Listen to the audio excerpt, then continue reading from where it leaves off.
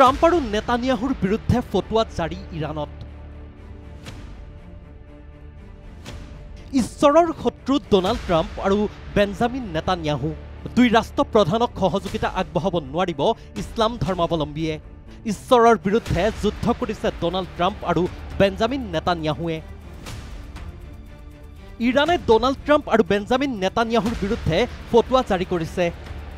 এই দুই ৰাষ্ট্ৰপ্ৰধান প্ৰকৃততে ভগৱানৰ শত্ৰু বুলি স্পষ্ট কৰি দিছে ইৰাণৰ শীৰ্ষ ধৰ্মগুৰুৱে।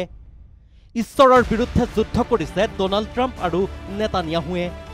ট্ৰাম্প আৰু নেতানিয়াহুক পৰাস্ত কৰিবলৈ সমগ্ৰ বিশ্বৰ মুছলমানসকলক একত্ৰিত হোৱাৰো আহ্বান। ইৰাণৰ অন্যতম শীৰ্ষ চিয়া ধৰ্মগুৰু গ্ৰেণ্ড আয়াতুল্লাহ নাছেৰ মাকাৰেম চিৰাজীয়ে জাৰি কৰিছে এই ফটোৱা। ইৰাণৰ পাৰমাণৱিক শক্তি প্ৰকল্পত আক্ৰমণ সংঘটিত কৰিছিল ইজৰাইল আৰু আমেৰিকাই। ইৰাণৰ ওপৰত ধাৰাবাহিকভাৱে আক্ৰমণ চলাইছিল ইজৰাইলে। ইজৰাইলৰ পাছত ইৰাণ আক্ৰমণ কৰিছিল আমেৰিকাই। এই যুদ্ধৰ যদিও অন্ত পৰিল, কিন্তু ক্ষোভিত হৈ আছে ইৰাণ। তাৰ মাজতেই ইৰাণৰ শীৰ্ষ ধৰ্মগুৰুৱে ফটোৱা জাৰি কৰিলে ট্ৰাম্প আৰু নেতানিয়াহুৰ বিৰুদ্ধে। News desk report, Prag news digital.